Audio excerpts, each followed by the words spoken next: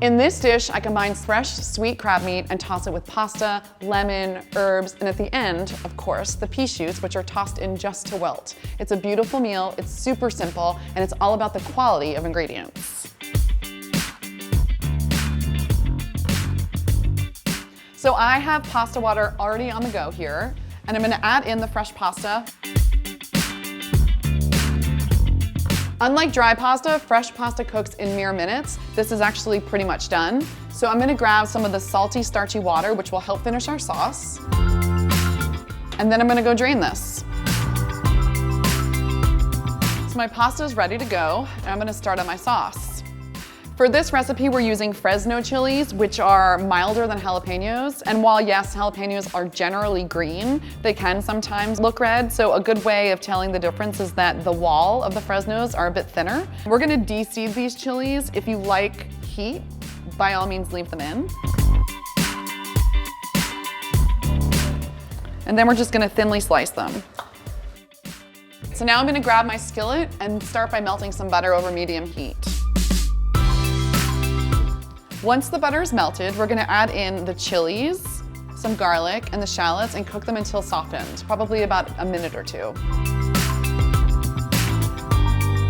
I'm gonna add in some white wine, and we're gonna cook it until it is reduced about halfway. And I'm gonna turn the heat up to about medium-high.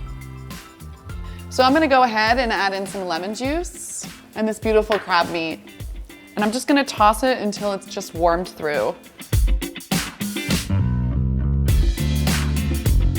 I'm gonna go ahead and add in the pasta and some more butter. I'm gonna start tossing so the butter melts into the sauce. It looks like the butter has melted, so I'm gonna go ahead and start adding in some pea shoots. You can definitely add some pasta water to help them along. You don't really want to cook down the pea shoots too much. It's sort of nice to have a little bit of crunchy texture. When you're looking for pea shoots at the farmer's market, you just want to make sure they're not wilted or bruised at all. You can store them in a zip top bag wrapped in a damp paper towel, and they'll usually last for a couple of days. I'm gonna go ahead and plate. I want to make sure you get some nice pieces of crab meat. And then I'm going to go ahead and garnish this dish. I have some fresh mint, some basil, and some chives. And finally, I'm going to make this pop with a little bit of fresh lemon zest right over the top, and a little bit of flaky salt, which I really like using for texture.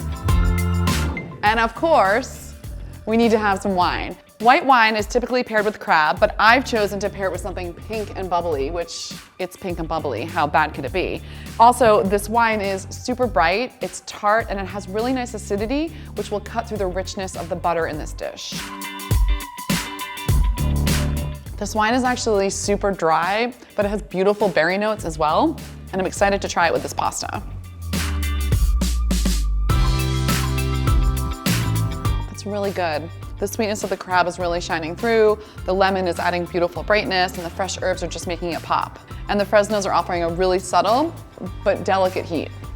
This pasta is super simple, and it's light and elegant and bright and makes for a beautiful summer dinner.